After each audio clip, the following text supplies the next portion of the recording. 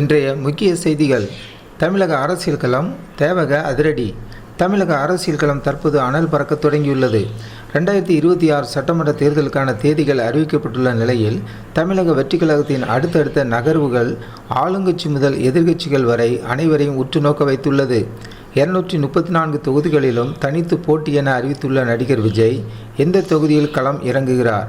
தேவகவின் முக்கிய நிர்வாகிகள் போட்டியிடும் தொகுதிகள் எவை? முழுமையான விவரங்களை இந்த செய்தி தொகுப்பில் நாம் விரிவாக பார்க்க இருக்கிறோம். தேர்தல் தேதியும் தேவகவின் நிலைப்பாடும். தமிழக சட்டமன்ற தேர்தல் திருவிழா அதிகாரப்பூர்வமாக தொடங்கியுள்ளது. இந்திய தேர்தல் ஆணையம் வெளியிட்டுள்ள அறிவிப்பின்படி வரும் ஏப்ரல் 23ஆம் தேதி ஒரே கட்டமாக தேர்தல் நடைபெற உள்ளது.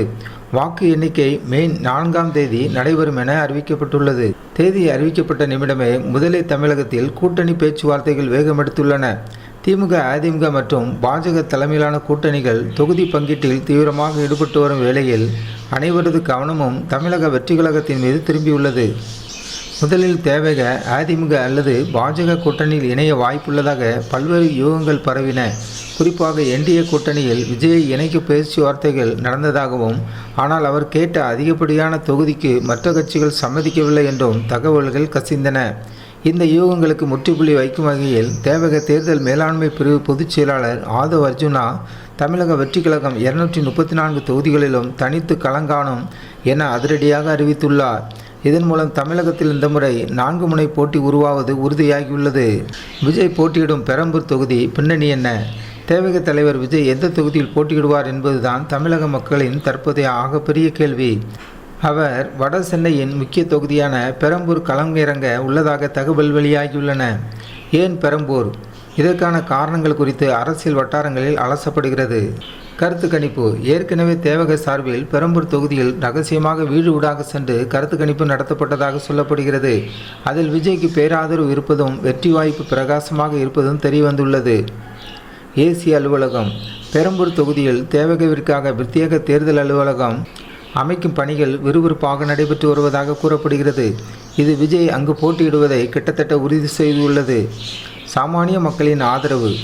வட சென்னை எப்போதும் உழைக்கும் மக்களின் கோட்டையாக கருதப்படுகிறது. அங்கு தடப்பதிப்பதன் மூலம் ஒரு மக்கள் தலைவராக தன்னை நிலைநிறுத்தி கொள்ள விஜய் திட்டமிட்டுள்ளார். முக்கிய நிர்வாகிகள் மற்றும் உத்தேச வேட்பாளர் பட்டியல். ஏற்கனவே சென்னை பனையூரில் வேட்பாளர் நேர்காணலை தொடங்கிய விஜய் முதற்கட்டமாக 50 வேட்பாளர்களை உறுதி செய்துள்ளதாக தெரிகிறது. அதில் தேவகவின் முக்கிய தூண்களாக கருதப்படும் நபர்கள் போட்டியிடும் தொகுதிகள் இதோ. புஸ்லி ஆனந்த். தேவக பொதுச்செயலாளர் புஸ்லி ஆனந்த் சென்னையின் முக்கிய வணிக மையமான தீநகர் தொகுதியில் போட்டியிட வாய்ப்புள்ளதாக கூறப்படுகிறது. ஆதவ் அர்ஜுனா. தேர்தல் மேலாண்மை பொறுப்பில் இருக்கும் ஆதவ் அர்ஜுனா வில்லிவாக்கம் தொகுதியில் களம் காண்பார் என எதிர்பார்க்கப்படுகிறது. மரிய வில்சன். ஆர்கே நகர் தொகுதியில் மரிய வில்சன் போட்டியிடப் போவதாக தகவல்கள் கசிகின்றன. பிற முக்கிய தொகுதிகள் மற்றும் வேட்பாளர்கள். மயிலாப்பூரில் வெங்கட்ராமன், எழும்பூர் சட்டமன்ற தொகுதியில் ராஜ்மோகன், அம்பத்தூர் சட்டமன்ற தொகுதியில் ஜி பாலமுருகன், ஆலந்தூர் சட்டமன்ற தொகுதியில் ஈசிஆர் சரவணன் அவர்கள், கொளத்தூர் சட்டமன்ற தொகுதியில் பாலாஜி முதலமைச்சர் ஸ்டாலின் அவர்கள் போட்டியிடும் தொகுதி. துறைமுகம் சட்டமன்ற தொகுதி அசோக் அல்லது விஜயகுமார். மதுரவாயில் சட்டமன்ற தொகுதி தினகரன். வெளச்சேரி சட்டமன்ற தொகுதி விஷ்ணு அல்லது கேத்ரின் எழில்மலை. திருவிக நகர் சட்டமன்ற தொகுதி பல்லவி. கள நிலவரமும் சவால்களும். 234 தொகுதிகளிலும் தனித்து போட்டி என்கின்ற முடிவு தமிழக அரசியலில் ஒரு பெரிய தாக்கத்தை ஏற்படுத்தும். ஏற்கனவே இருக்கும் திராவிட கட்சிகளின் வாக்கு வங்கியை விஜய் எப்படி பிரிக்கப் போகிறார் என்பதே தற்போதைய விவாதம். குறிப்பாக இளைஞர்கள் மற்றும் முதல் முறை வாக்காளர்களின் ஆதரவு விஜய்க்கு பெரிய பலமாக இருக்கும் என கருதப்படுகிறது. ஏனெனும் ஆளுங்கட்சியான திமுக மற்றும் வலுவான எதிர்க்கட்சியான அதிமுகவை எதிர்கொள்வது சாதாரண காரியமல்ல. பெரம்பூர் தொகுதியை விஜய் தேர்வு செய்திருப்பது அவர் நேரடியாக சாதாரண மக்களுடன் தொடர்பு கொள்ள விரும்புவதை காட்டுகிறது. சென்னை மற்றும் அதன் சுற்றுவட்டார தொகுதிகளில் தேவக மிக வலிமையான வேட்பாளர்களை நிறுத்துவதன் மூலம் தனது அரசியல் ஆளுமையை நிரூபிக்க தயாராகி வருகிறது. தமிழக அரசியலில் இது ஒரு புதிய அத்தியாயத்தின் தொடக்கமாக பார்க்கப்படுகிறது. உங்கள் ஓட்டு யாருக்கு? குறிப்பாக சென்னை வாசி மக்களே.